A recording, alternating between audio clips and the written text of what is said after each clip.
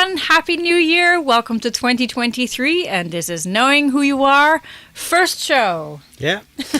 So Happy New Year to everyone. Welcome to 2023.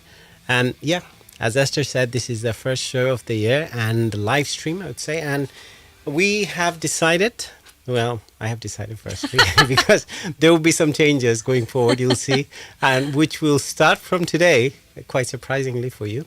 But let me tell you so you don't get too surprised what's going to happen. So what's going to happen at some point during the show, we'll take a break. And Esther would, at the time, she has to do something else. And she would love to. And it was quite a surprise for her, to be honest with you, that the live stream would happen. But I thought that since it's a day off that I get to stay at home today. So I would rather do the live show, because there are a lot of things in terms of the podcast I have planned. I've been telling about this one every time I come on screen, but then sometimes I fall behind and I cannot catch up. So this is one of the plans among many other things this year, that we'll do the live stream. A lot of new interviews will be coming up, and I'll be very proactive with the live stream. So if I'm not doing it, you can always text me, message me, and saying that where is the interview, where's the live stream. You can always push me. But going forward, you might see probably a bit less of Esther, because during the live stream, it's a commitment and it's a pressure for her, because she has her own schedules and other things that she likes to do. And not that she doesn't love to be with us. True. But yeah, everyone has their plans and also their vision, their goals. So she needs to catch up with those. And I'll catch up with mine. And even though she'll be helping me and the podcast from background, and because all the graphics and a lot of the editing she'll be doing. So yeah, that's a little bit of a rundown. And in the meantime, Syra Akram, Happy New Year. Selena Ray, what a surprise. Yeah. Because I remember Selena said, because she posted a picture of a book yesterday. I saw that, yeah. Atomic Habits, one of the amazing book, bestseller, and it's a perennial classic now in terms of habit building for that kind of book. And it takes into consideration all kind of psychological aspect of it and how neuroscientifically our brain works for a habit. So yeah, when I congratulated her for buying or making the purchase, she said, we'd like to see you guys. So yeah, here we are.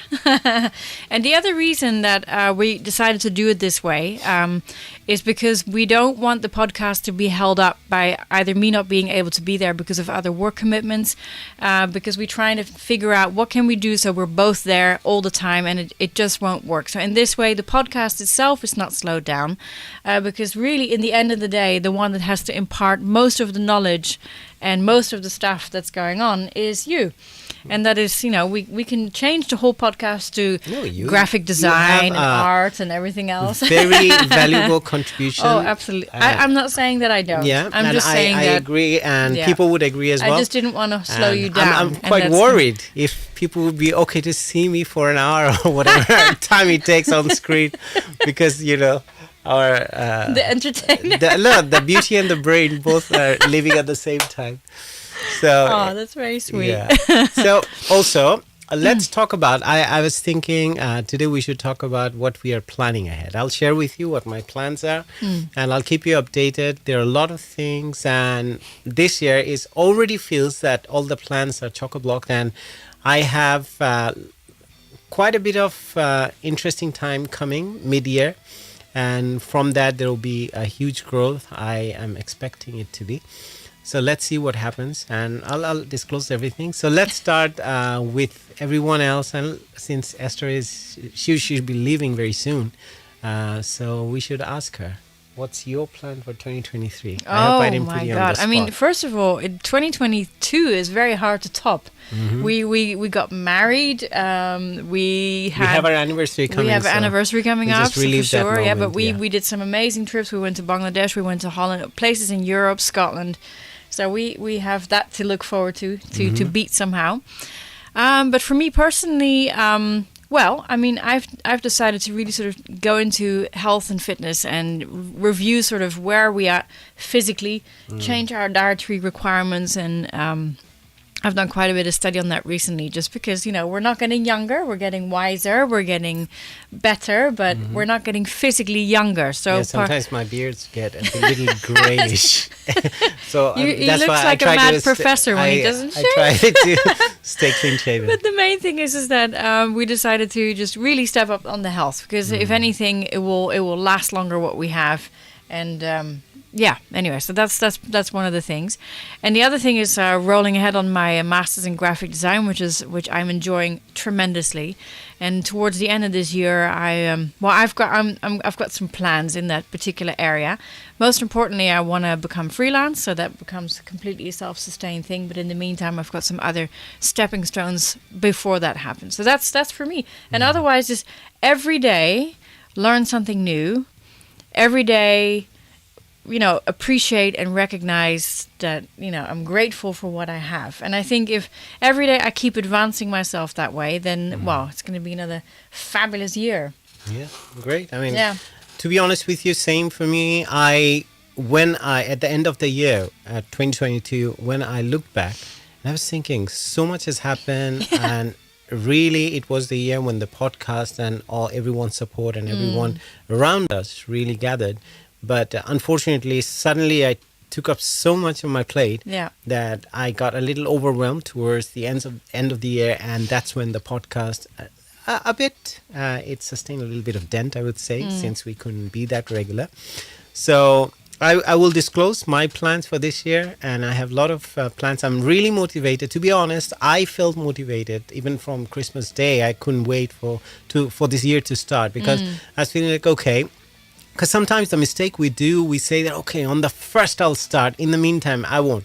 But my thing was that I was doing already quite a lot of, I had this positive mindset and also quite a lot of trying to be productive.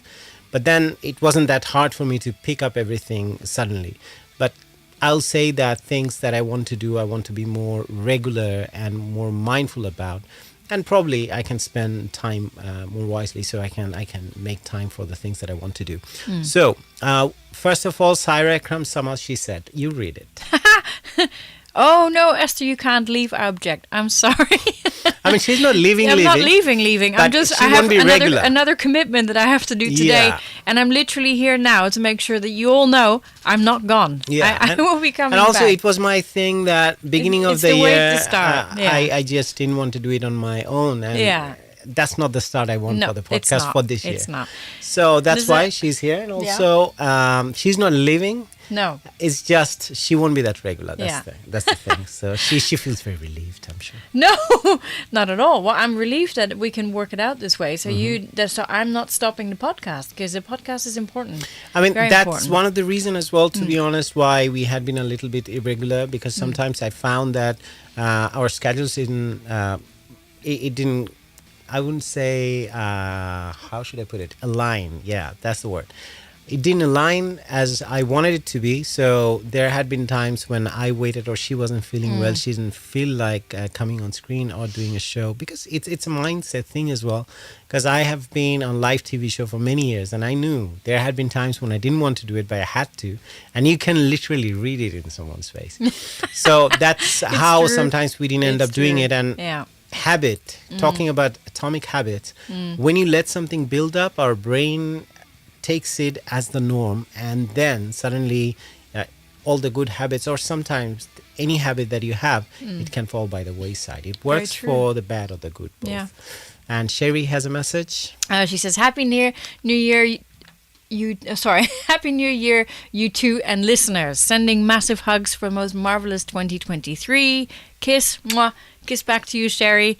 And she says, currently in bed feeling sorry for myself. Shocking virus knocked me off my feet. Oh, what better way to feel lifted and join this and hear you too. Well, may I say, I feel for you. I've just come out of 11 days of a horrible virus that knocked me down. Like, I mean, I have never actually seen him so worried as how I slept every night at 104 degrees. The first day was 104 degrees, and I was worried what to do. It kept going. And I I had to use literally wet rags all night and put on and I He kept on changing it. nursed me back to health. Yeah. And then we thought it was all fine.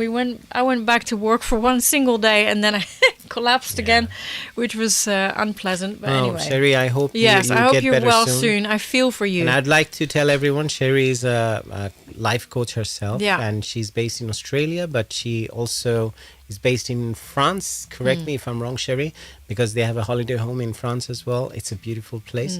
And she literally, they built it from ground up. Yeah. And Sherry... And she's given some amazing advice and input along the way. That's what I wanted to add, because Sherry is like the icing on the cake. Yeah. Anything that I bring on the It's table true. and I start saying or say sometimes probably there's a missing link or I didn't mention something to round it off, then Sherry would add to it and also make it sound even better and the advice more approachable for everyone. Not even advice. I mean, I'm not here to share any advice, but most of the time we say that in knowing who you are, what we share is our experiences, be it bad, good, because we learn from those experiences. And most of the times being ashamed or embarrassed of some things that, okay, everyone is having a good time, why am I not having it?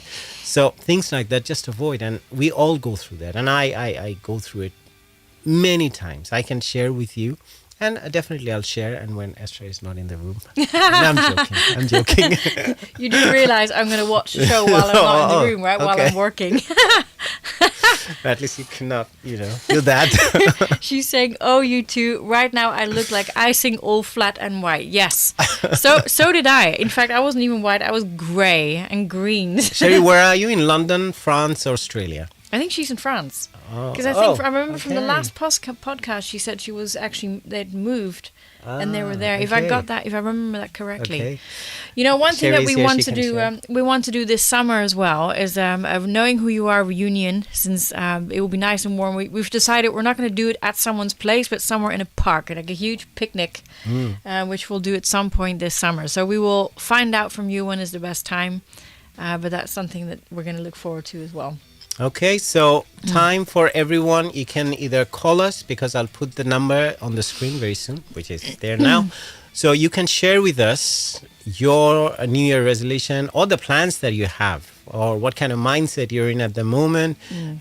Because I feel for some reason, I don't know, at workplace and everywhere else, even in my personal life and even my life in general, I feel that there's a new beginning. I'm gonna do a lot of things. We feel every time the new year approaches, but this year it's totally different. And I know already things been lined up for this year for me. So I had to prep myself. My mindset had to be there. So I think since I've been working in my head for quite some time, I literally made it as a reality in my head, and I tricked my brain, telling it that, look, this is what it is. You cannot avoid it. So I think, that's how mindset works anyway. So, let us know. Oh, yeah. Sherry says we're in France now. Yes, moved here in March. Nice. Oh, so you've been... you've just been back from today. London. Oh, from London last night. You were in London. Oh, my God. Nice. We were there for Christmas and New Year. Best place to be for Christmas and New Year, I have to say. And Sarah is saying, Esther, I'm excited for you on your health and fitness journey. We are, as a family, also decided to focus a lot more on health and fitness. Good. Yeah. And you're still having rice every day, Sarah, since we brought this up the last. Okay. It's very funny. Yeah, so long it's a little bit, the portion is smaller and brown rice. Yeah. I mean, it definitely helps. So Sarah, we have Sherry here. Sherry, I appreciate that. Sherry is typing and letting us know. And there's a few more people here. We'd like to make it entertaining for you, probably, or let us know. We can even be zen and put you, give you some kind of peace of mind, if that helps, because times like that, nothing feels good. But still you're there, you're supporting us. That's a great thing. Which is amazing. And so we'd like to hear from everyone what their plans for the new year is and what's happening, and I'm going to share mine, as I said. And you can also give us a phone call. The number is there on the screen, and we can talk about it too. Nice. Yeah, let's rise. We changed our diet from December 2022 to give us a head start for 2023. Oh, that's brave. I couldn't do that. In November, and the last week of November, I put up the Christmas tree. The whole house was turned upside down, and I went, I went shopping and I bought so much junk. And I was like, in the end of the day, thinking, I don't even know how we're going to eat all this. So I ended up bringing a lot of it and gave it away to a lot of people. But I definitely went for I'm going to have marzipan and all the lovely ginger cookies until the last day. And then 1st of January, we're going to go health mad. So that was done. It reminds me of, because Syra mentioned this one, I think she had shared a story about the podcast she had seen recently, Diary of a CEO. And big shout out, because they invite such amazing guests. It's this recent one they had done on Tim Spector, who's a professor in King's College. And he had written a book recently, Food for Life. Amazing, very popular book. And really, before it was spoon-fed, there's another book very popular. So on that one, he was talking about, I mean, this is coming up because it's recent research. I'm reading a book myself, which is called Psychobiotic Resolution. So it's more about the one I'm reading. It's about the microbes that we have in our gut and how it's connected to our brain and how our mood and everything it can change, or it can be regulated, or it can be even manipulated to a certain extent through those microbes. So Syra mentioned that one, and I shared that podcast last night with Esther. So it was a light bulb moment for her as well, because many questions you had in your mind about the way recently you're feeling, and you could connect certain things, and definitely. So lovely book. I would ask everyone to read that, and I would because I have started reading it myself, and because I read Spoon-Fed before, and this is one of the areas, because as you know, I'm studying neuroscience. I'm doing my master's. This is my second one. So I felt, and anything that has to do some kind of connection with brain neuroscience, I'm always excited. So that's my new thing. It has always been there, but I find it more, I feel more driven now, because I can add more value to people's lives through my knowledge and whatever I'm learning. We have Simon Ahmed, Bhaiya and Bhabhi. Oh, nice. Simon, after a long time, nice to see you. Food for Life. Yeah, Food for Life is the one. Exactly. Oh, that's okay. That's the new book, Tim Spector's new book, Food for Life. Okay, good. So it's a hardback, quite a big one. So I hope it's a lot of take it as it comes. I mean, I would say a few pages a day. You have to take a lot of note. It's more like a workbook, I would say. And the book I would mention in this connection, Jay Shetty's Think Like a Monk, same thing. That's more about mindset, and it's for practice, positive mindset, and how you can turn around many of the negative habits that you have in your life, how you can drive away negativity from your life, and books like that. But that's like a workbook. You have to take a lot of notes. You can just sit down and read. Such an amazing book. So this one is like that too, but it has a different kind of value. But again, mind and body together, we need to nourish both. So we have a lot of messages. Oh, wow. Look at that. So let's see. Yeah, you can read that. Okay, so Selena is saying, if you guys or any of the listeners have any affordable fitness ideas, I'm thinking of something for beginners, and I want to keep going rather than give up after a few. Aha, okay. So let me answer that question first. I mean, this is something that I recently started. Actually, it was more from a point of view of it's called the metabolic exercise program. And what it is, it's 3 days a week, 15 minutes, but it is very, very extreme, but very, very exact. And you take a quiz, and you first of all decide where's your metabolism at, like where you at hormone-wise and otherwise. And there's different programs for different types, and then you figure out the one, and then you basically just follow the program. You have to sign up for it, but it's not much. I'm not going to use it here as a promo, because I'll give full specifics on that at another point. But I did this specifically because I personally am of an age right now where hardcore exercise for 2-3 hours would actually not change a great deal. I did it for a while. I felt somewhat good, but the major problem with heavy exercise was I always immediately felt like binging right afterwards. And that's because my body is processing food completely differently now than it did 10-15 years ago. So that's really been good for me, and it's given me it's something that the guy on the video is also like, not like, come on, go, go, go, because I was in a ballet academy. I've been pushed hard for many, many years as a ballerina, and if there's one thing I hate is someone standing over me going, more, give it up. I can't. I literally feel like punching him in the face. And in this one is just for me. So that's been a really, really good change for me. And affordable wise, you're saying probably, I don't know what your routine is or how you approached it before, whether you signed up for a gym membership or if you're going to the gym or you're working out at home. There are a lot of tips I can give you because I for one, my habits going to the gym, this is something I'm very proud of in a way that I started doing it when I was even in high school.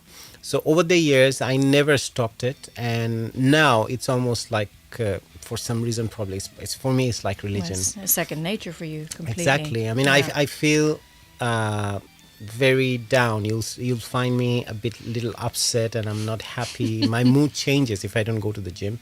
So I can skip a day. But from the second or third day, you'll see I'm changing slowly. But I have taken that one. Excuse me. I have really, I think, say, for example, festive occasions when the gym was closed and we are supposed to travel a little bit here and there going for the festive season. And there are times in life as well when you can't. So I have become, a bit lenient as well in terms of that approach that I don't let it go to my head straight away that, oh my God, I'm not going to the gym.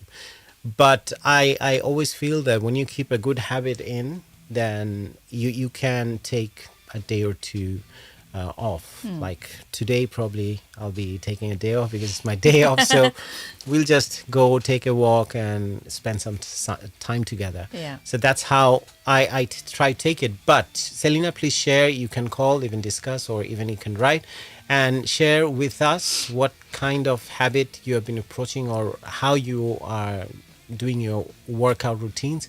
And in terms of your diet is a very important thing. I mean, until and unless you take care of that one first and foremost, you can every now and then eat things like I try to avoid fizzy drinks, but probably once a week it happens. I take a drink and she knows that I love it. And we call it a feast and we just have everything. But you have to make up for it for the rest of the week. Yeah. And that's how I do it. And for the gym, same thing, since I know that I'm quite regular with my gym routines, my workout routines, I spend at least 1.5 hours there. So either if I have time during the day before my work, I wake up early in the morning, I go to the gym. And I tell myself it's not really pleasant all the time, but I try to do it because, again, it's a habit thing. And once I come out of the gym, I feel really good. And there's another thing you can do, like I finish work at 5, then by the time I come home 6:30 or something, then I have my dinner. So having a dinner by 6:30, 7 o'clock is a good thing in a way that you create a huge gap between your breakfast and your dinner. So it almost makes it around like 10, 11, 12 hours sometimes, even more than that. So it's the idea of intermittent fasting, so which I've been following for quite some time.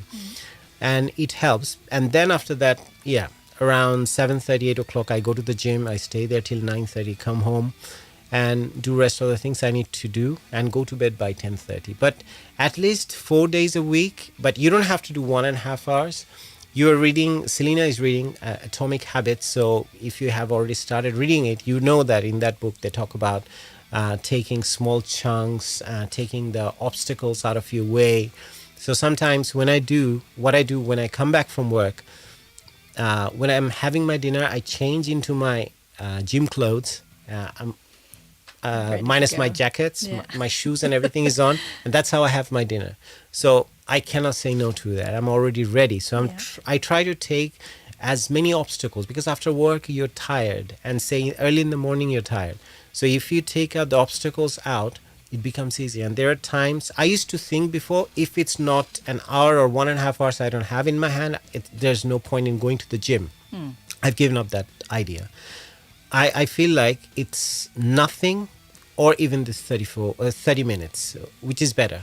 So even if you are doing some workout for half an hour, it's better than doing nothing at all and just being grumpy about it that you skipped the gym, you didn't go because you didn't have the time. Yeah. So things like that. Let's see. We have a lot of messages. Well, let me before you read that, because I read them, they're very applicable to what we're talking about. About two two different parts of the spectrum. We've got you do big workouts, but you always have done, and you have me who had no energy, no willingness really, and no sort of excitement about it either. Like, you get ready and you're like, I'm gonna do this, and I'm like, I can't even confront getting into gym clothes. And I think one of the major things that changed was when you said, that's it, I'm gonna get you a gym membership. I'll pay for you, because I didn't want to buy anymore because I was just wasting it. And when you said that, I thought, oh my God, he's gonna waste his money on something I hate. And it actually forced me to look at what is the actual problem. And so I just started researching what is currently going on, what's happening with me physically, and why am I this way. And then once I knew that, then I found the thing that matched it. And then I invested the money myself into doing it. And also, once you've invested the money, then you want to commit, because now you've done it. You've paid for it. But having said that, many people sign up for it, they pay for it, and this is a common problem that people have. The gym membership. I know one of my colleagues, he has a gym membership. It's true. And he doesn't go there. And he maintains. He keeps but on I had the same. paying by direct I had debit. paid for the gym membership, and I wasn't going, remember? Yeah. And that was my main thing. But having found the thing that makes sense to me, then I was like, okay, now I'm all in it. Now I'm really excited about it. So... But making sense, I mean, how you can start doing it if you have... But I think before I throw out more ideas, we have a lot of... So Sherry said here...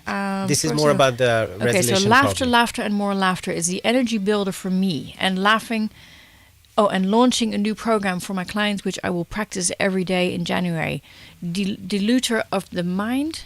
What is diluter? Of mind, declutter. Declutter. Okay, of mind, body, emotions, physical and spiritual homes. Health by decluttering. Oh, I love that. Yeah, I mean, decluttering is something I'm planning in terms of a lot of things. Be it extra clothing and a lot of, say, some books that I have had for many years, some of them because I have to make space for new books, I would say. And you have so many books. And then she gives good advice here. If you want something fun and different, Selena, online there are two. NIA, a mix of martial arts, yoga and dance. They also have live classes around the world, UK, Australia, USA. Body Grooves with Misty is a dance-based online program. I'm currently doing Mind Valley 10X. It's similar to Esther's metabolic workout idea. Short, sharp and intense twice a week. Yeah, exactly. Yeah, because no one can say they don't have 15 minutes 3 times a week. So Selena's saying, I don't go to the gym. I'm waiting to start a new job, so it's not always feasible. Yeah, I had the same problem. The only fitness I do is walking and hiking. This is true because we've seen many posts of you doing big hikes.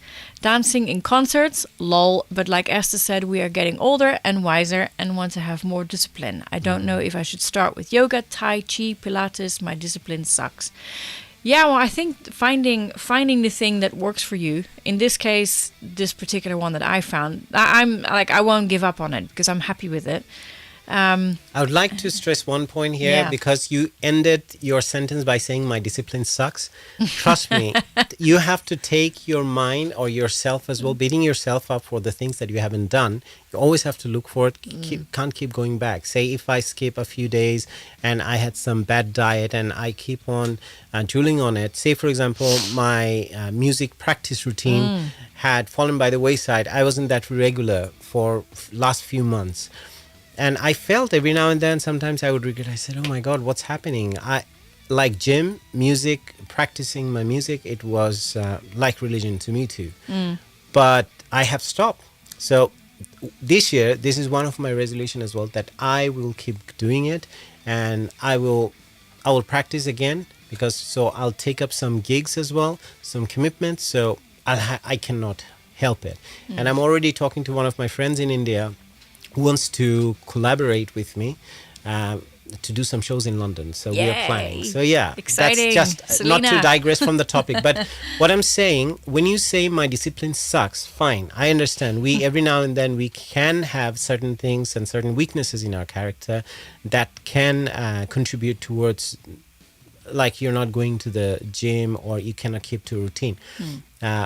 But take yourself out of it.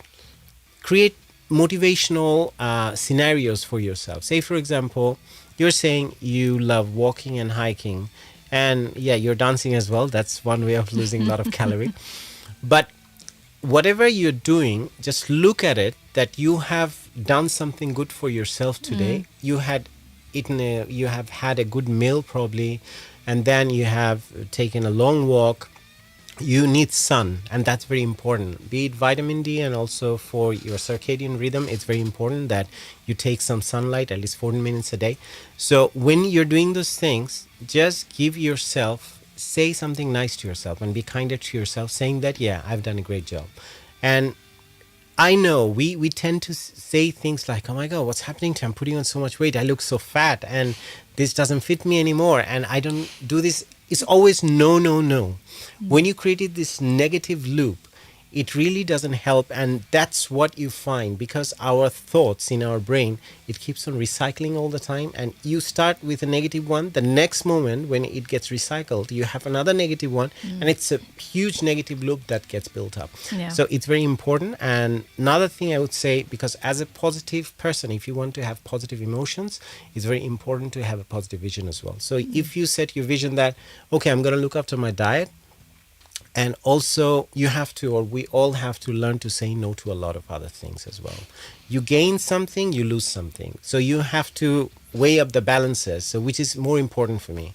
Say, for example, I get invited to a lot of social events, but I have to balance my time. I have been, already for this year, many people ask me to attend to a few gigs for performance. So I perform, I go there, but I check my diary. I cannot practically get myself committed to these things. I said no to those things.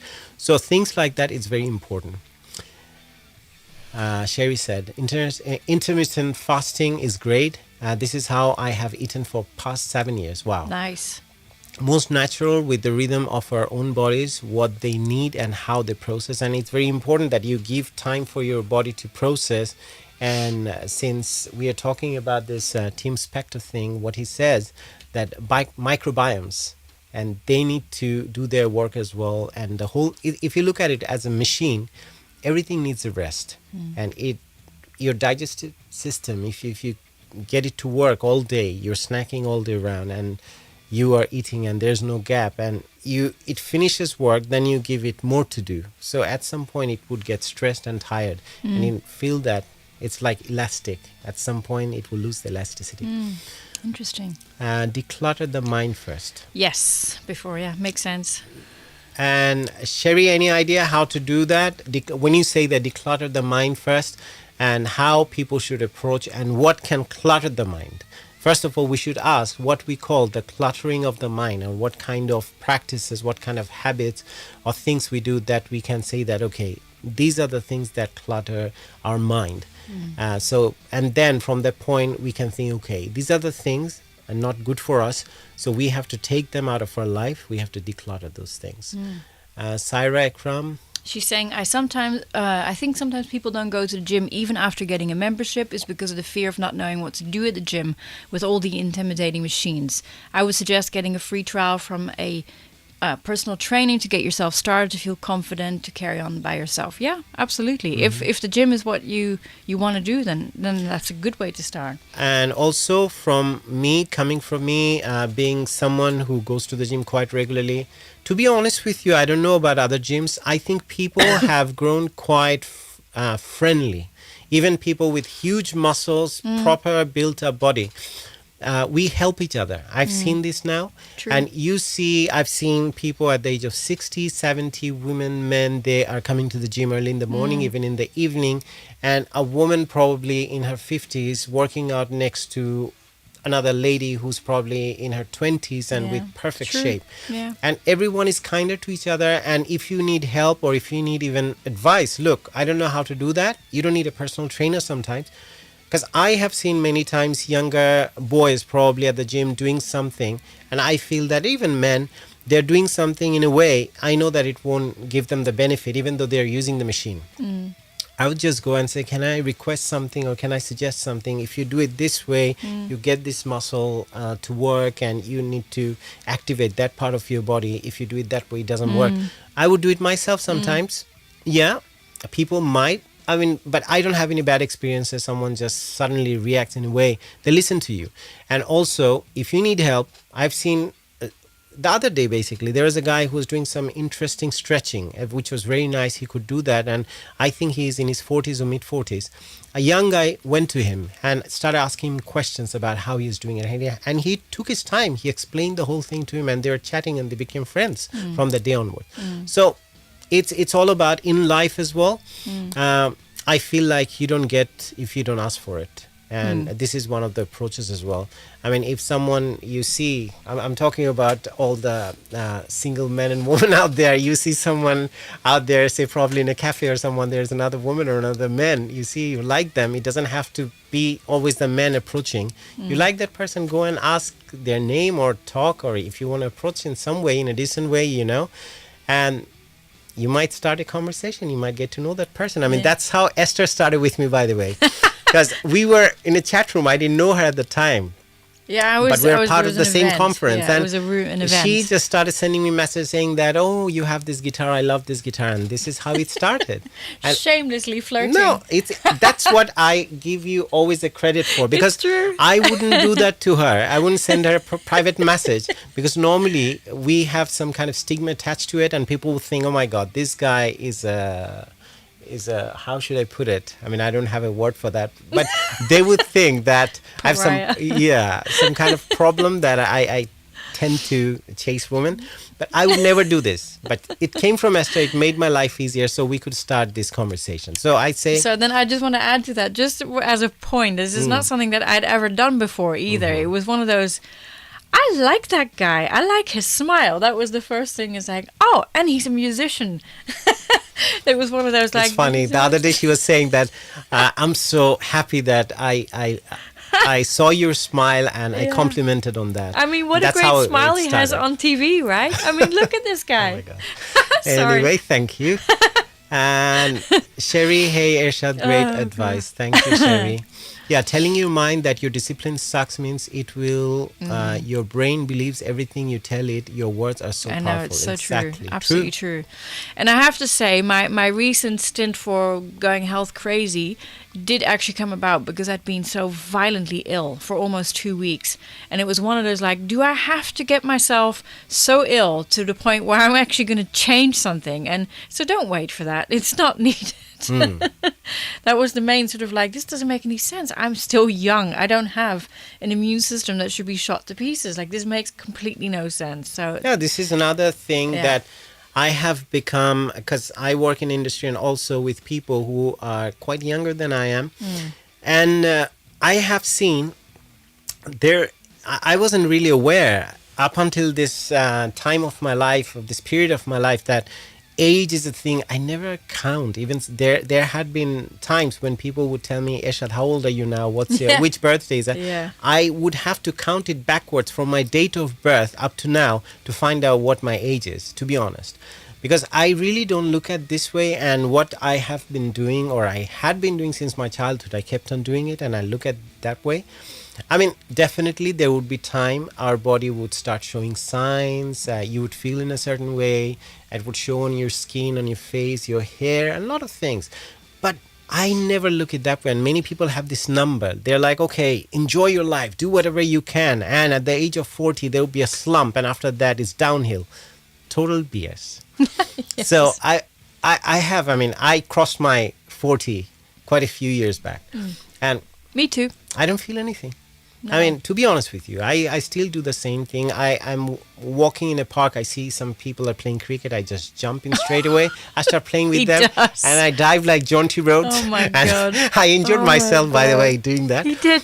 One day before his military Royal Navy fitness test, the young sir decided to, after a run of, 6 miles or something, go for, look, I had a fitness test the next day. They're playing cricket. Let's join. So for the next 2 hours, he's running around, jumping like he was 20 years old. I suffered a lot, and I thought, oh my God, what's going to happen? Can I pass my fitness test? Because I literally my back was hurting so bad because I jumped too much and let my body fall very hard on the ground. I had to massage him, Epsom salt baths. We did. And I passed it, by the way. He did, of that course. That was because every year we have to take this test. Yeah. And I'll speak about what's coming mid-year for me. I'll be away from the comfort of my home, comfort of my wife's affection and love and her home cooked food, I'll be away in the Royal Naval College 60 days. in Dartmoor, for 63 days. 63 days. And I'll be staying totally out of my house, and that's when I'll be waking up, going to bed, doing my training, and everything. Be bunking with other guys. Yeah. So it'll be interesting, and that's an experience that I'm embracing. So sometimes I feel like when you let yourself go out of your comfort zone, you learn something new, you grow like never before. And this is what I'm looking forward to, which I wasn't before. I was scared, but I've taken it upon myself. I committed to, so my seniors, my senior officers, they already know that I'm coming for that. So even though I have to go every Tuesday for my training, and my unit is HMS President in central London, but I'm going for that in Mead. It would be around end of June. And me going out of my comfort zone is you leaving. That would be me being out of my comfort zone. No, I know, even for me too. Oh my God, we don't even know if we can call every day. And all that stuff. I think things have changed. I'll probably do the lives by myself. But I might be it would be really rude awakening early in the morning at 5 suddenly. Yes. And I heard about there are a lot of surprises. We've seen the videos of what he's going to go through. Anyway, but I'm totally getting myself ready for it, physically, mentally. So I feel that come what may, I'll have to do it. Yeah. So that's part of 2023's growth. I'm looking forward to it. So this is again for Selena. I'm going to read her comment because she mentioned something. So we would know her situation more rather than saying that. It's I know it's easier said than done, but sometimes we go through certain situations and we know that we need that shoulder to cry on. We need that comfort. But first of all, the comfort should come from within. That's very important. Unless and until you look after yourself and you be kind to yourself, no one else can provide, because someone else can come and put their hand on your shoulder, around your shoulder, and say that, look, everything will be okay. But if you don't believe in that, it's not going to change. But Selena, what she said, let me read. To be honest, I'm going through a horrible time right now and was feeling deeply low, while I know lots of people were very happy at the start of 2023. And that has made me realize even more that I need help and I should focus on that this year rather than forging ahead and kind of putting a temporary plaster on things. True, Selena. Very nice. Well said. And Sherry actually gave some really nice advice for Hassan. Hi guys, good to see you both back. And nice. Saira, wow, Bhaiya, you're such an inspiration. Well done to you. Nice. Thank you. Sherry's saying here, so little tips, although it can be longer conversation. 1, journal ideas, feelings and thoughts, get them out to free up space to sleep. Yeah, absolutely. I think we both do that. 2, keep a notebook on your desk, so when you have distracting thoughts while you're working, write them down so you can get back to it later. Very nice. 3, put a timer on your desk. Every 20 minutes it goes off. You take 5 minutes to respond to interruptions, have a drink, etc. Then set a timer and go back to work. 4, mind map. What makes you sad, angry, tired, happy, overwhelmed? Any emotions that adds to your cluttered mind, work on. Nice. Work on 1 emotion per mind map. After that, with the goal of moving out of the way of the mental stuff that overwhelms you. There are many, many more, but here are a few ideas. Keep going. Could you just scroll down? Because I always turn the screen off when we do that. There are many, many more, but here are a few ideas. Then laugh for at least 5 minutes just because you can. Get out of your comfort zone every day just a little bit. This helps declutter your mind. Surprise the people you walk past and make them laugh. Also, you're helping them declutter their mind for a short while also. That's nice. I like that. The very great tips. I feel like I'll take really a screenshot nice. of that. Yeah. We should and post it. Absolutely. Because journaling, what she said, and there's a very interesting how someone, I forgot her name, but she said that it's like a spiritual windshield wiper in the morning. If you do it in the morning, say you don't have to do any editing, you don't have to write in proper grammar or however you feel like, you just write it down. So put it on a piece of paper. So first of all, you're offloading and it's getting out of your system. And then, as she said, that when you get back to these notes and you can see that state of mind, and also when you see everything written, because it clarifies many things for me too, it clears up my mind as well. There are times after a long day, I normally do it at the beginning of the day, journaling. But if I can't do it for some reason, I'll do it probably end of the day. Say probably I had a bad day or something is bothering me. I'll write it down. I'll try to, and I find that analysis always helps. And when I look at that and I feel, okay, this is why it happens. So I have to avoid that, or I have to be proactively doing something else, or do just to find a solution for this problem that I'm facing at the moment. And in terms of getting out of your comfort zone, as Sherry rightly said, decluttering. And another thing that happens, it's a magical thing, you get motivation. When you see that, oh, really, I'm capable of that, and you feel so good about yourself. So say, for example, Selena, that's why I said that. Start doing small things and tell yourself and say, bravo, Selena, you have done this today. So you have walked. And first of all, a good change has to be from the diet. Trust me, there was this book I'm reading. I was talking about this. Psychobiotic Revolution. So my mood, food, and the new science of the gut-brain connection. So it's a very important thing. It's a cutting-edge research now. Everyone is talking about it because there's a direct connection. What you're having. So if you every day you get up and McDonald's is your lunch and probably your dinner, not I'm saying, but anyone. General, yeah. So then you're having fizzy drinks, and it will slowly kill those microbiomes and those. We are talking about this gut-brain connection because it's connected to those microbiomes. And when you start killing those microbiomes, and since it has a connection, the psychobiotic revolution, this book mentions those microbiomes that are connected directly to our mind or our brain. Because we used to think that everything happens from here, but it happens from here mostly. Even when you're eating, you feel full. Even when you're eating, when you feel that, okay, you're hungry, you need to eat more. Everything, this message comes from here. So if you start taking care of your diet, look after that, that's a good place to start in terms of changing your mood as well. Because even though I'm saying, Selena, yeah, feel good. And I'm not saying that always feel positive, because you have to embrace your dark side, if you say, or your bad days, or even your failures, your weaknesses, anything that happens. I say that I used to tell, trust me, telling all these things to you, still there are days every day. There are moments when I do certain things, I'm like, oh my God, why did I do that? And then I tell myself, stop.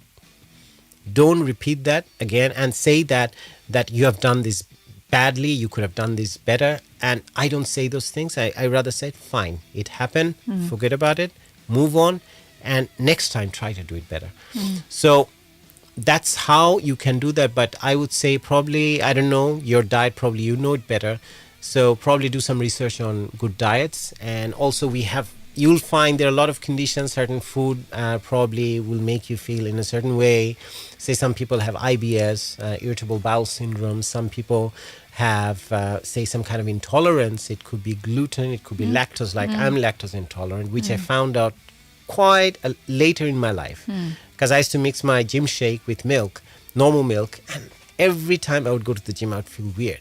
And then I didn't even research at the time. I said, okay, I kept on changing my gym shakes all the time. And later on, at some point, I discovered that, okay, I'm lactose intolerant. Well, I think that one thing that Sherry's saying here, just stop 1 second there. So, Selena, you have just made a massive start. Acknowledging how you feel, admitting you want support is amazing.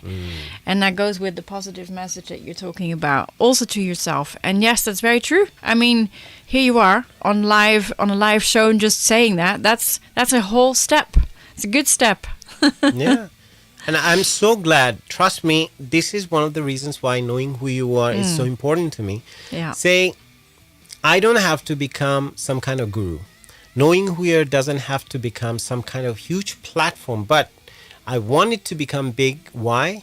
So we can come and talk and share and be fearless about our weaknesses. Like I share anytime, any failures, any weaknesses, anything you want to ask me about, I can share with you. Because the thing is that when you put it out there, you have nothing else to lose. Because when you're in fear every time, oh my God, what if they find out about this one in my life, that it happened, this negative episode of my life, then they will treat me in a certain way. They'll think about me in a certain way. When those fear is out, I mean, when you take every fear out of your life, then only thing that can happen, positive things happen, and nothing can stop you. So why I'm saying this, because Hassan Sarwar, he mentioned, I suffer from bipolar disorder. I mean, it's a thing to admit. First of all, as Sherry said, always the starting point is when you accept it. And it's not about accepting. For him, it's a diagnosis too.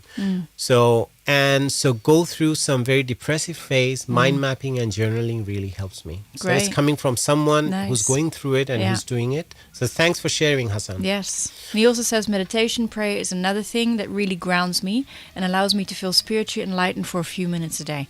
Yeah, I do the same. Specifically meditation, even if it's just sitting there and just being there without anything else going on for a little while. It makes a huge difference. Yeah. And he's saying positive affirmations are also important. Absolutely. Yeah. And what Sherry said is so nice. Yeah. Selena, I have a copy of my book. I would love to send to you. If you would like to, please share with me via Ershad or Esther your postal address, and I'll send you a copy. It may help you with some ideas, new habits to support what you need now and in the future. Sherry, I didn't know she had written a book. Amazing. Great. I love that. Yeah, I would love to have a copy too. We'll both do. We'll both I'd like read to purchase. it. Tell me where I can find it. Yeah. I'll definitely do the that. name and where we can get it. Yeah. Hassan Sarwar, positive affirmations are so important. Yeah. So this is what we are talking about, rather than running a negative loop about yourself. Anything that is good in your life. I mean, I've seen the other day, because I like this guy, I keep on mentioning his book, Think Like a Monk, is one of the books that I love so much. Jay Shetty. Jay Shetty's book. Yeah. He was saying, you sent this video to me, so he had a jar, and he's saying, every week, anything that happens, or throughout the week, something good happens, I'll put, it's like a stick-on pad. He's like a little Post-it note? Post-it note. So he put it there in the jar, and then he'll build it up. And at the end of the year, he'll take one at a time and read out all the good things that have happened. I admit, we have a lot of bad things happening all day long, a lot of things, say physically, mentally, and some things that's totally out of your control. But it's end of the day, you can always find throughout the day some good moments. Just keep your eyes open, keep your mind's eye open as well, just to be mindful about them. You'll find, just think about them and be grateful about that thing. I mean, I have a lot of things that are running in my head. You have a lot of things that you probably are stressful or stressing about. Yeah. But end of the day, there's so many good things happening. Yeah, say, for example, I had a nice lunch, and Esther was telling me when I was getting ready for this live stream that, hey, and I was getting out of the shower, and she was saying, you like this. So even that word is so positive. I didn't know what she was cooking, what she was making, but I felt, oh my God, something exciting is coming. So even if I take this moment, saying that I'm grateful to my wife for this small moment, even she used those words, you like this, and she kept me anticipating about something nicer. That's a good moment, and I can write about this one end of the day. Oh, good. And then, definitely, it was a good thing because it made me feel good. The food I had is a salad she made with, it's a chicken salad she made nicely, very nicely. But end of the day, I had a lot of plants. I had this protein and everything went. And I'm not feeling heavy. I'm feeling I'm totally light, but at the same time, I'm fed. Yeah. Yeah, I'm doing a new thing where instead of make sure you have your 5 a day, you get your 15 a day. Selena, replying to Sherry Haller, Sherry, that would be so amazing. I would love to read it. Oh, it's very kind of you. Yeah, and Selena is a voracious reader. I know that. Yes, she is. And then Sherry saying, my motto, live your truth. You cannot live your truth if you do not know who you are. Absolutely. Absolutely. You know, I'm so happy that knowing who you are, when I had chosen this blog, it was chosen nearly 3.5 years ago or 4 years ago. I bought this name, KnowingWhoYouAre.blog. I started the website. I was building it myself. I built it myself and everything I created. And during that time, I didn't know that this word would be such a buzzword and it's an important thing. And I feel at the time that I have to know myself because I was going through certain phases in my life and I wanted to know myself better, my weaknesses and the shortcomings that I had. I want to work on them. And now I'm also listening to the book by Matthew McConaughey. He's Green Lights. lovely book. It's his bio, but he's very wise when he says certain things, how he does that. And it's fun to listen to him because he's reading it out. So I'm literally, it's like watching him act. It's really nice. And he knows how to say certain words and how to, I mean, you literally feel alive. So I feel now when Sherry said that know who you are, it's so important to me that I feel that this is, I feel grateful that I've chosen this name and something happened at the time. What I was thinking, I don't know. I designed that logo, everything that you see on screen now, I had done it during that time, literally 4 years ago. But now we can resonate with this one, and like it doesn't have to be me, but it's through this platform we help each other. That's what I'm so grateful about. It's good. Yeah. Hassan Sarwar said, Ershad Bhai, what do you think about the effect of music on people's psychology? I have read some books on how different audio waves affect the brain in different ways. Oh, wow. Well, that's what I'm studying as well. Alley. That's my, totally my research at the moment. And that's what I want to research on for my PhD. So the idea is, even when I'll just can give you some examples, people who have had huge accident, and they have a certain part of their brain, they have some kind of lesion, and due to that, their part of the brains are not active. Those areas of the brain probably is responsible for speech, or it's responsible for cognitive thinking, or in a way that you can anticipate that what's going to happen. You see things also for your directions. There are a lot of different areas work for different part of the brain, or how we react or how we act in our daily lives.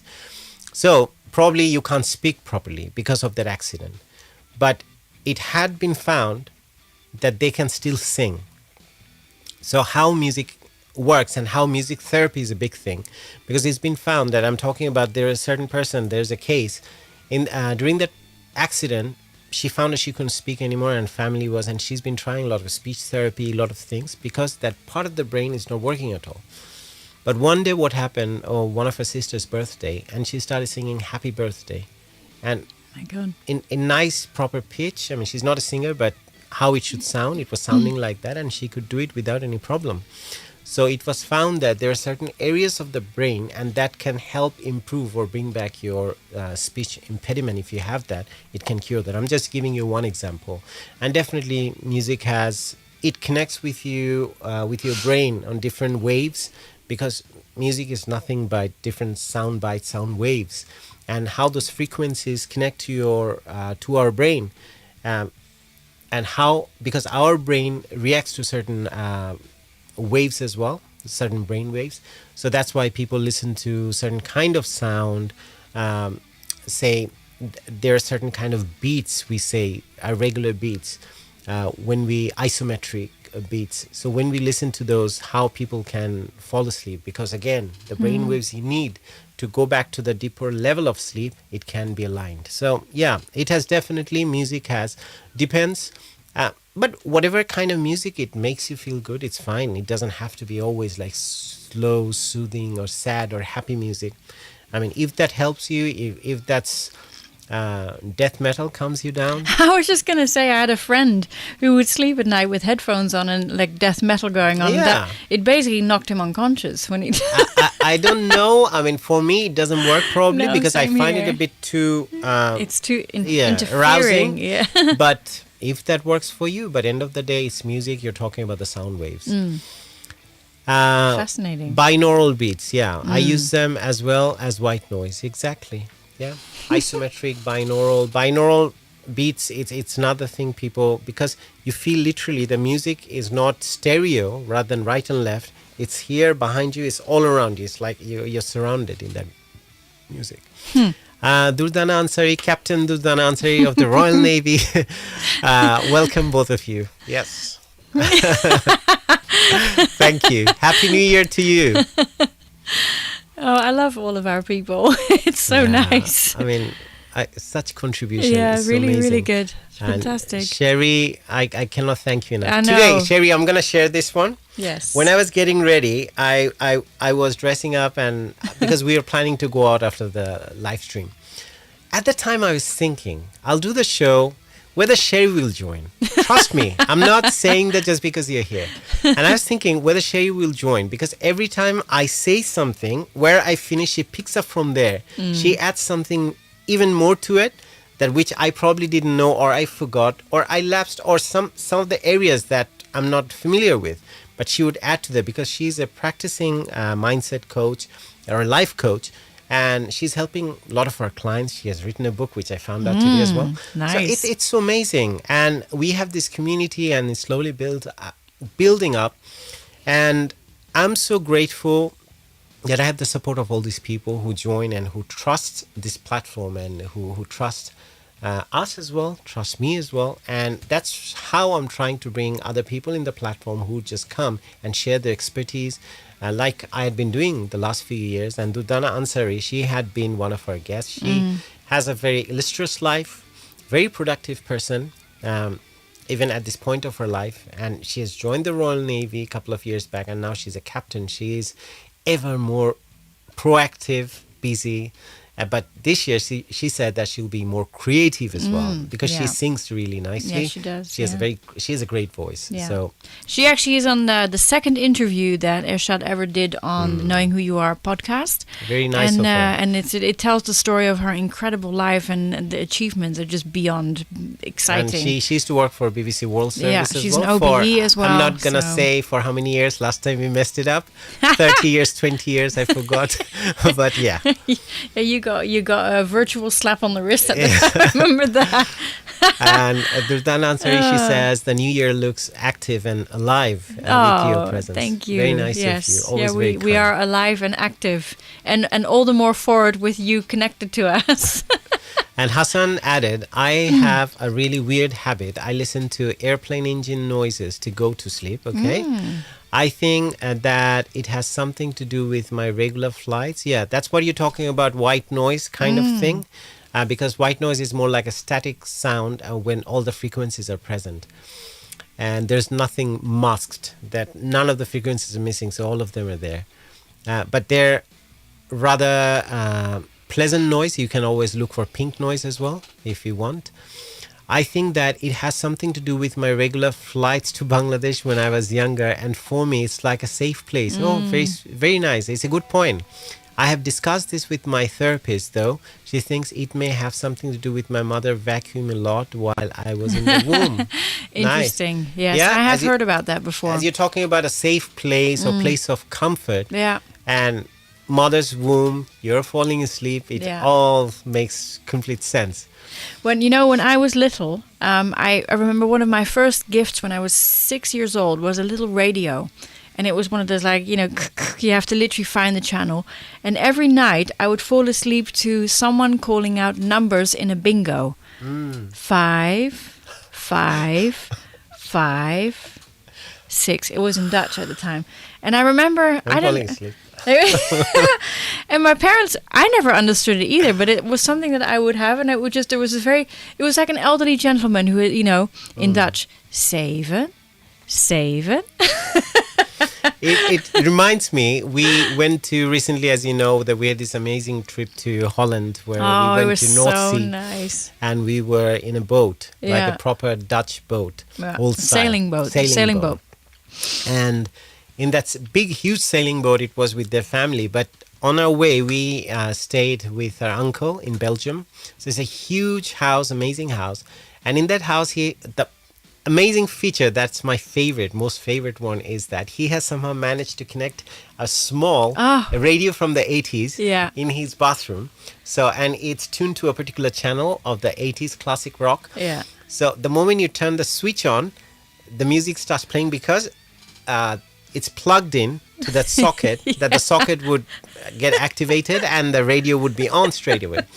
So in the morning when I'd go for shower or even for bathroom, toilet or whatever, I'm just getting into that space. It's also so nicely kept. Yeah. You feel that it's almost a room. It's a huge bathroom. And the music. So I feel that your memory of that sound, I miss that sound. Like every time I would go, sometimes I would just go there and sit there. And I was wondering, I used to think, is he okay? Because he was in the bathroom for quite a long time. But You I know, would just sit there in you that just sit space there with and all just- this music because I grew up listening to all this 80s Yeah. rock music. Yeah. I had always been, a rocker, a blueser. Yeah. So I listened to this music, and whenever I go to that space, and it brought back my memories of my childhood, where I was really happy, I would say. So thankfully enough, to my parents and also to my upbringing and my childhood had been blissfully quite. I have nothing to report apart from my teacher when I was in nursery or my grade 1. He was so strict, and I had gotten a lot of spanking as well. And I mean, he would take the ruler and just do it here. I mean, people from South Asia, you would know, so don't get alarmed. That made me who I am. And after that, my good results and everything at school is all I owe it to him. But I used to scare him like how should I put it? Like the devil himself. Yeah. Well, as a result now during our breakfast, very often in the morning while I'm making breakfast, I actually found a whole bunch of YouTube recordings of the 80s, like 80s radio shows that have the classic rock. So we have it playing in the kitchen while I make breakfast, and we'll have it playing while we eat, just as a little nod to my uncle's bathroom. Yeah. No, he's an amazing. He was a doctor. He's great. I mean, he's a retired amazing. doctor, but My he God. had dedicated his life, sometimes even probably less time to his family he could give, but he spent so much time to his patients. Yeah. I mean, I don't see that dedication among doctors probably these days. I feel probably even in Bangladesh, no offense to anyone, but the practice of medicine, sometimes I feel like it has become so commercial and it's so money driven. But he knows all the people in his area, Yeah. and still he was here for Christmas. Yeah. When we were talking, someone called him from Belgium just to wish him Merry Christmas or Happy New Year. So things like that he would go out any time of the day, they would call him. You might remember doctors like that. I remember family physicians like that. When you can call them any time or day or night, they would just come back with that black bag Yeah. they would carry with them. So same thing, he reminds me of that, and doctors were like that. And I feel we need more doctors like that because we rely on them, and they're the saviors. I'm very happy to have very fortunate to have some friends who are doctors, so that helped me with my parents' treatment with their eyes, heart, whatever I needed. And I had a lot of departments. I have all those doctors. So thanks to my friends, but still I feel we need more passion-driven and also purpose-driven doctors. It was also amazing being there, and he would take us out for dinner and stuff, and we'd be there, and he would literally know everyone that was in the local restaurant. In fact, most of the teenagers, most of the children, most of the sort of even in sort of late 20s were all people that he had helped in labor, like he had helped bring into this world. And it was one of those like, oh yeah, I helped give birth to him, and then and when he retired, he had 2,000 patients. Yeah. That's when he retired. So like 2,000 patients that it was fixed. Yeah, that he's looking after them. So so basically he was related to the parents. Then sometimes he delivered the babies for the parents, and then the kids, when they grew up, they got married. And they had their kids first as well. child. Yeah. So he knew 3 generations. Amazing. And I remember as a kid going to Belgium when we were there, all times of the day and night, you would see his car race by because he would leave down the driveway. And I mean, he's an absolute speed demon. I think I still see that. Oh my God. The guy can drive. I mean, like, I've been with him in a car. I've been with him on a motorbike, and he loves he loves to get it to a place in time. Sherry has a nice message here. I do believe that when we live our lives with our eyes open, we will attract those who will support, guide, share, and make this world a better place, one friendship at a time. Very nice. Each time I come on here, I leave with a joy in my heart. Oh. The community and sharing you have built up here is so, so necessary. True. Yeah. Learning from each other is the best sharing we can experience. Thank you for your friendship. Oh, Thanks you. to you too, Sherry. Amazing. The support, I've known her for many years, but she has enriched my life. Sherry, you have enriched my life, our lives. Yeah. And you keep on doing it. I mean, I know that when I knew her first, it was through my work. Yeah. We didn't have that much communication. But now what we have, it's very special. It's really nice. And here I am. I was supposed to be on for 10 minutes. Yeah. And I've probably missed You just stay on, I'm we'll going finish to it just with stay you. till the end. I've missed Yeah. the appointment now. It's okay. Can I throw a spanner in the works to the conversation? I have noticed a lot of youth have started to follow Andrew Tate and his misogynistic ideology. Yeah. What do you think about Andrew Tate and his surge in popularity? Well, It's not for me to say, but the No. thing is, I would say only one thing. Practice what you preach. yeah. And recently, I don't know, it could be totally, I'm running a little bit of risk. I just came across a video and also a news piece where I saw that he's in a prison van, that he's been taken in for 32 days. And it's a raid that had happened to his house in Bucharest, Romania. So in Romania, wherever he's living, something happened, and they have this whole ring of this business they do. You can find out about this one online. So they found something there. And I feel that whatever he's doing, his source of financial freedom and the wealth that he has, it's in open public, and people can do some research and find out about this.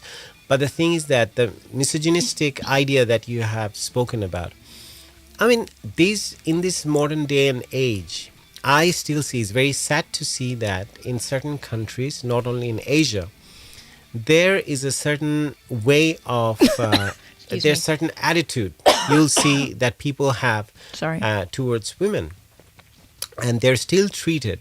One thing I will accept, that there is a difference among men and women. You can't deny that, but they have their own strength, and men, they have their own strength and weaknesses, and women, they have their own strengths and weaknesses. I'm talking about physiologically, and definitely it has some connections, end up being connected to your mental conditioning as well, and your priming. But just to say that everything is equal, it doesn't make sense to me, because it won't be equal. It can't be equal, because we are different species. I mean, same species, but we branched out differently, and there is a reason why for reproduction you need this two different subcategories from this different chromosomes from this from this species. You need a guy and a girl. Yeah. Sorry. So there's a difference. That's why we need that. So these are things. So I won't get into that conversation, because some people might totally misinterpret this part, and you might get a small chunk somewhere out there, and Ershad said this one. Yeah. But as I would say, the misogynistic behavior, and sometimes I've seen that how they're treated, and how you see, say for example, like in our house, we co-manage the house. She works, I work. The finances, they get contribute towards the household. But I manage the finance, I mean how it would be distributed and go to places, that I take care of that, which Esther, but she helps in the household. When in the financial contribution, she has contribution, but in the management, I'm taking care of that. But when it comes to managing the house, most of the time it's not me who's doing it. Say most of the time I don't know what we are planning for lunch, dinner, the shopping, the grocery shopping, and everything is happening, and how the house is managed and the cleaning routine. But I help her, because this is in my gene as well, that I'd like to be in a cleaner space. And I understand that I'm quite independent and well managed, because I spend time on my own for a long time. So, and I'm also her teacher for cooking. Yes. So, but the thing is, I never think, don't take it for granted that she's doing it just because she's a woman. She's doing it because she, at the moment, has the time. But there are times when she's at work and I'm home earlier. Those days, I cook. If I have to do certain things, and she would even call me and text me, can you take care of that one? Can you just put the laundry there? And can you take the laundry out? Can you just do anything? So I feel that when we divide the works, even in a house management situation scenario, when we divide our work and we're thinking it's a man's job, it's a woman's job, that's where problem starts. Even though I would still maintain that we are different. A man and a woman is different. They have different strengths, different weaknesses. But they can coexist very nicely. And because a man has certain weaknesses, a man cannot bear a child, right? Which they can. It's I would say it's a wonder of nature how they can do it. so which we can't do ever in life, right? It's true. No. So there are certain things, these are like clear distinctions. Yeah.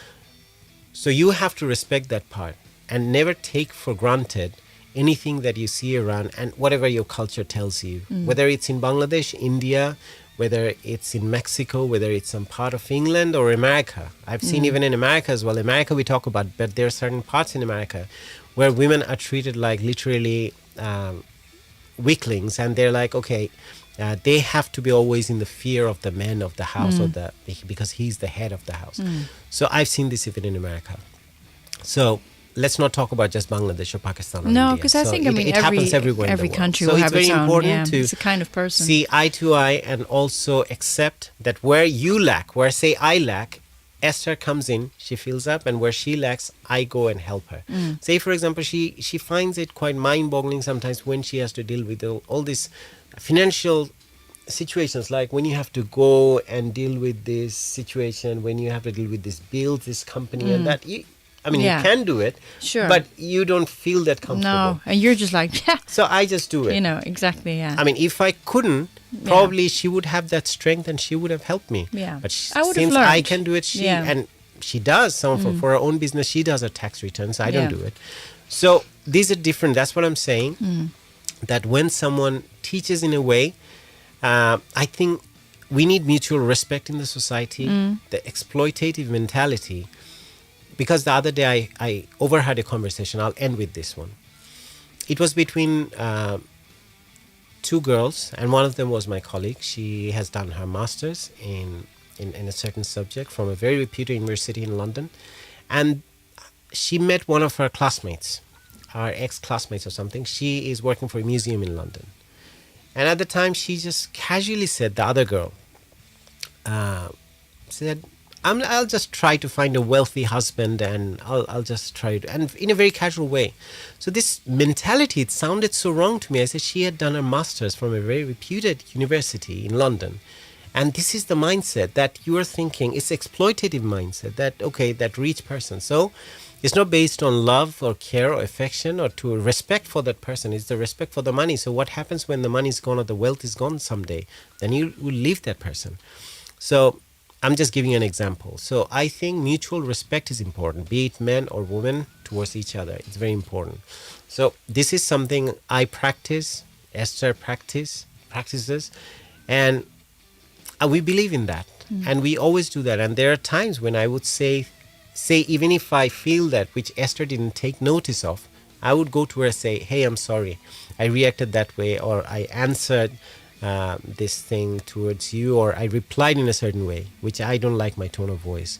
Probably I was a little tired, and at the time, suddenly something, as I said, we always have our weaknesses and shortcomings. So if I did that, I would say sorry. It's not that someone is a woman, they have to accept. So a lot of interesting comments are coming. Let's see. While you're reading that, I wanted to quickly say something that that I was brought up with, because obviously I'm originally from Holland, and I remember discussing with my grandfather, my father's father, who was a teacher, the subject of equal rights, and he says, well, because he was trying to explain to me the simplicity of equal rights, and what happened is that he said, look, take you and your brother. Both of your bodies are not built the same way. If you wanted to take a ball and throw it straight up, you wouldn't be able to do it because your shoulders are hinged in a certain way where you can't, whereas the guy physically can. When you want to have a child one day, you can, and he won't. However, if both of you want to be the director of this company and you both want to be, making, let's say, I think you used cars at the time, like you both want to be the director of a car company that brings new cars into the world, you both have an equal opportunity to learn and an equal opportunity to take charge. And depending on your competence and your knowledge, that's what will give you the position, not because you're male or female. Exactly. And he just gave it was so simple, but it stuck with me always. And yes, it's nice when, you go through a door and a gentleman goes, please go first. There's nothing sexist about it. It's good manners. It's old school. I think most of us do like that. Even at work, there are times when I hold the door for my female colleagues, but there had been times, like yesterday, a situation happened when there had been an accident. Two of my colleagues, both are females, they came running and said, "Oh my God, what happened? Let me help you." And they helped me with that. And I Yeah. could have said, "Oh, no, I don't need any help because I'm the Yeah. man."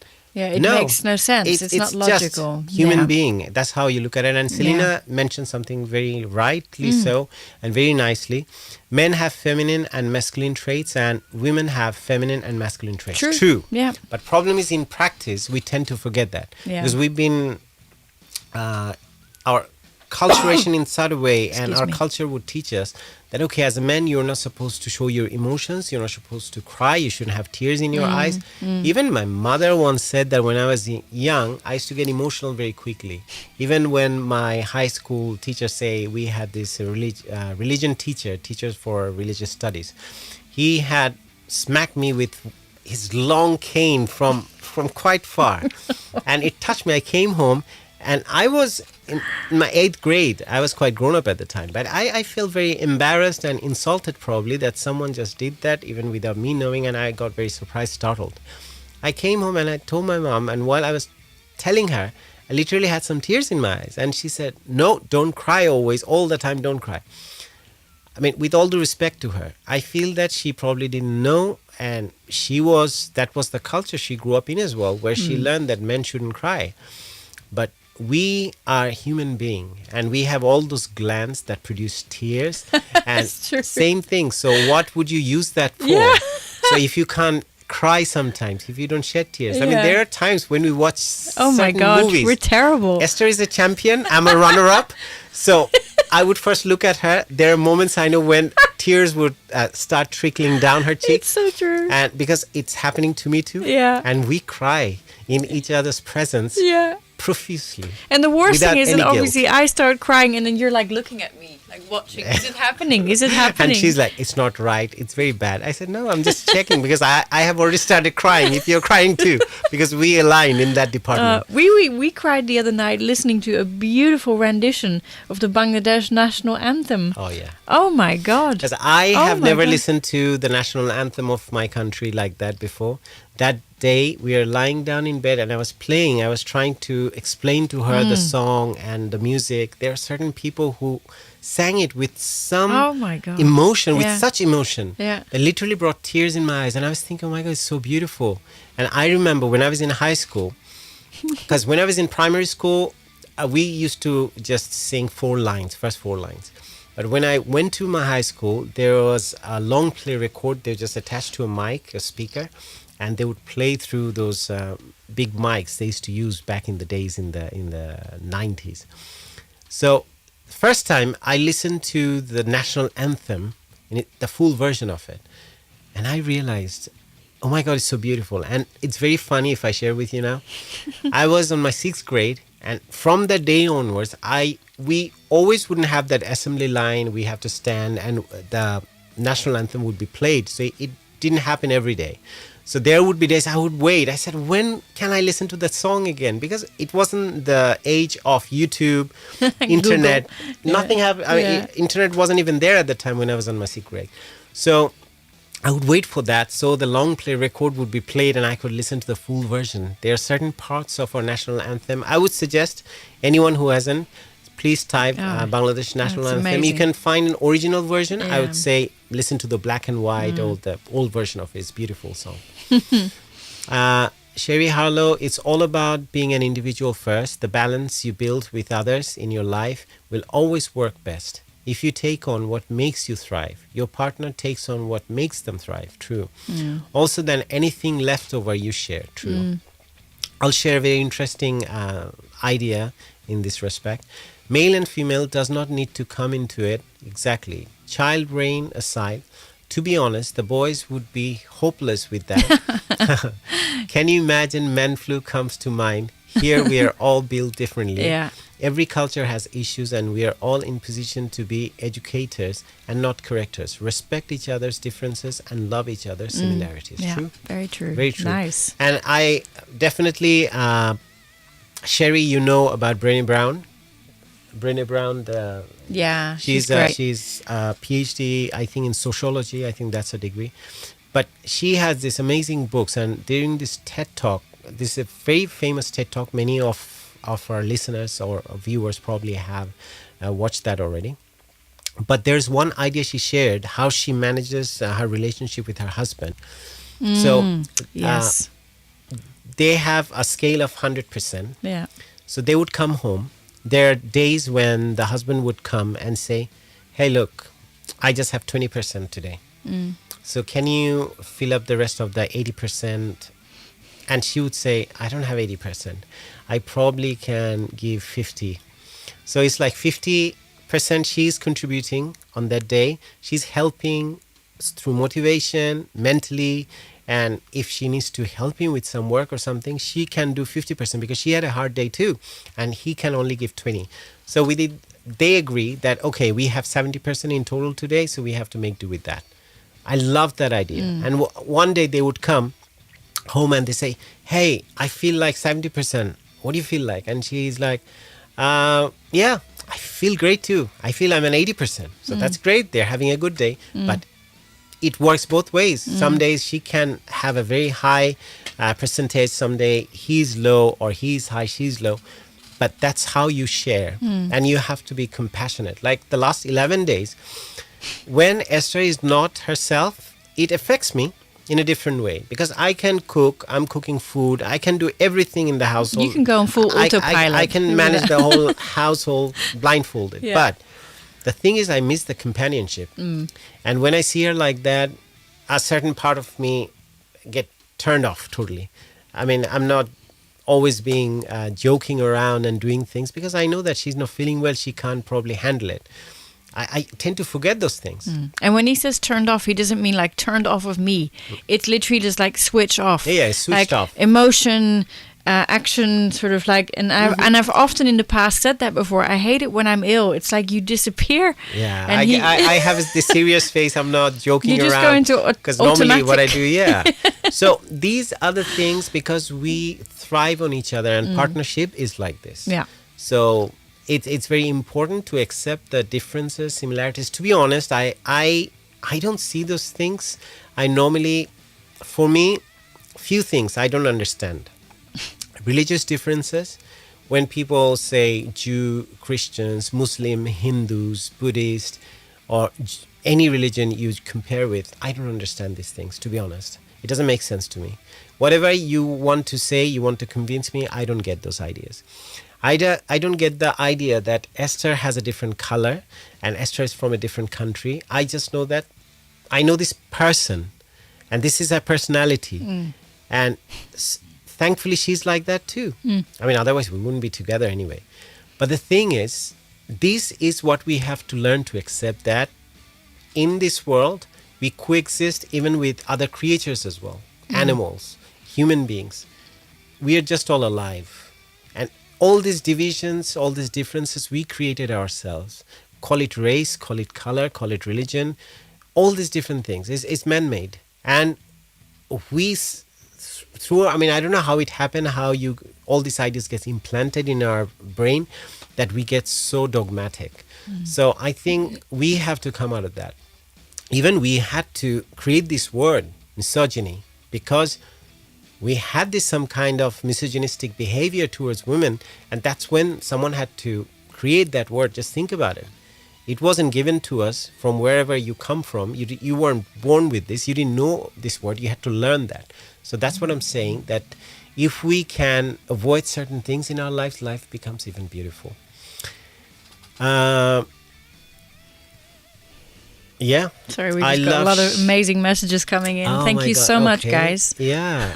And David says, I know someone who doesn't feel good to go for any job. She is advising her daughter that get married to someone who has good job, so you don't have to go to work. I was really speechless seeing this mentality. Yeah. I mean, if anything, if you're telling someone don't work, their morale is going to suck. I mean, everyone likes working in the end of the working, day. one thing. You are asking someone to become dominated by someone else, right? Yeah. You're asking someone to be under someone's dominion. Yeah. And then you are at the same time, you're going to ask, okay, I want my equal rights. How is that possible? You are taking someone as your master, saying that you will be responsible for my maintenance, you'll be responsible for everything in my life. Look, in love and partnership and in a relationship, husband and wife will look after each other, fine. But I'm saying when someone's willingly saying, okay, I give myself to you, but for everything I give up all my power as a human being, which I could have done for myself, my independence, just because I'm not willing to do that. So if you have willingly given that one up, how can you ask that one back? You cannot, because you have given that right up. Yeah. So that's the problem with that kind of mentality. I literally cannot approve of that. And I've seen that because unfortunately in our countries and in South Asia as well, I've seen that many times people get good degrees. Many women I know in our society as well. I mean, it's a nice thing now. You see many huge workforce who are women. But still, there are pockets you'll see in the society that where women, they have a master's degree in certain subject. But then at the same time, they're saying, you're responsible to look after me, you're responsible to do these things for me. So does it mean that when that man, for some reason, suffer from some kind of, say he has an accident and he cannot go to work, or he had been laid off, so wouldn't he get the support from the women? Or then he would be left alone? I mean, I don't know how does it work, but also, why did you get your degree? Why did you study if you don't feel that you have the independence to support yourself? Anyway, that's a different conversation, but you probably can get what I'm saying. Yeah. And also, Selena says, also, as everyone has the knowledge of the menstrual cycle, but men have a cycle too, which is very interesting. If you observe, men also have up and down moods. This sometime I didn't know in school, I think. Selena explained that one better. Yeah. I think up and down mood we always have every day, every other day. Yeah, it depends what's going on in But life as well. hormonal imbalance. Hormonal imbalance, because your menstrual cycle, that definitely, it coincides with some kind of hormonal imbalance, and that's what causes a lot of the outburst you see. But never happens. Never happens. Yeah, I know. She just gets emotional. I cry about everything.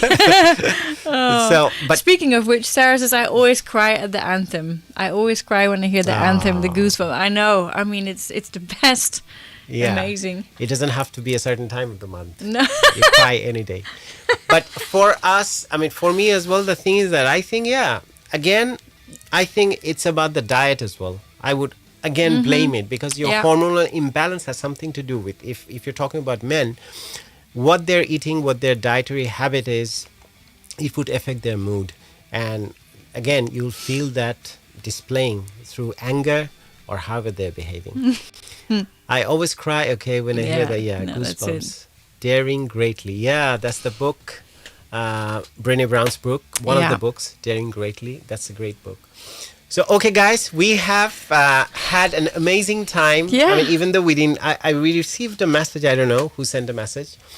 But the number was there throughout. No one called, but it was a great chat. I loved that. Yeah, me too. So we had a great start of the podcast. So as I was saying, she might not risk it next time sitting here for 15 minutes, because it might not happen, because it was a great time. No, it was not. And I always do love doing the show. That's the point. I just, if I can't, I don't want to stop him from doing it. Yeah, I mean, we were here. We're supposed to be here for an hour, but now, because we want to go out for a walk, it's a lovely day. Lovely. We're supposed to do some as shopping. As much as you can get in a winter. Clothes, probably. No, it's fine. I mean, we'll go out. This is we'll so much more worth it's anything. A weekday. It's so much more worth anything. Fantastic. So we'll have we'll try to enjoy the evening, because there's more to it now. We had our lunch. I hope anyone who's in London, you are in the same time zone, so you'll do something interesting for the rest of the evening. And Sherry, all the best luck. And get well soon. Get well soon. And I hope you feel better soon as well. But thanks for everything that you have shared with us today. Yeah. The nuggets of information, nuggets of wisdom. I appreciate that. Thank you. And Hassan Sarwar, lovely to see you guys. Hope to see you soon. Definitely. And thank you for your input also. Yeah, in definitely. Fact, everyone. Yeah. And I would like to see you all next week. I'll let you know which time of the week I'll be here and which day. I'll let you know, give you some notice so you can get ready and we can join. So that's the only thing you have to put up with me in the meantime because there are a lot of things going on. Okay, in terms of before I end, everyone shared their resolution. My plan is this year, everything that has been good in my life, be it music from my childhood and my workout regime, looking after myself, be it food habits and also physically stay healthy. I've been doing it, so it's there. I'll just keep on maintaining it. And growth-wise, I want to grow more in a sense that going through that discomfort, as I was mentioning, that is coming mid-year. I'll have to go for this 2-month training when I'll be away from home. And I will be living with strangers, complete strangers. I mean, even though some of them will be there, but it will be from throughout the country, from different parts of the country. They'll be coming in that academy, Royal Naval College. So I'll be staying with them. And I'm looking forward to making a lot of friends. I'm looking forward to learning from a lot of people. I'm looking forward to grow definitely through the learning and also going through this discomfort on the other side.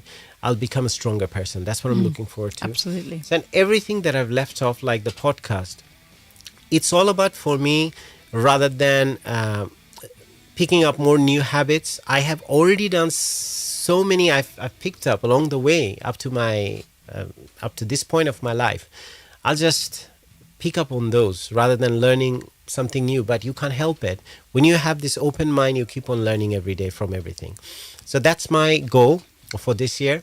And also I want to read more and I want to write, and I wanted to start writing a book, which I started last year, but it's fits and starts and on and off. But I want to be regular on that.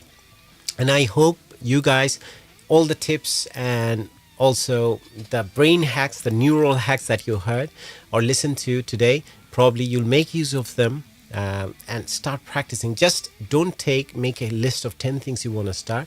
Just start with one thing at a time and do small chunks. Just don't intimidate yourself. Don't tire yourself out. Don't stress yourself out thinking that, oh my God, that's a hard thing. If you make yourself think that that's a hard work, you won't do it. You'll give it up probably after a week. So make it interesting for yourself, something that you enjoy. So anything that you want to do for 5 minutes. If you don't feel like, give it up, but do it. Show up. That's the main idea. Okay, on that note, have a great day and hope to see you soon next week. Thank you very much. Have a great evening. Bye-bye. Great night. Great morning.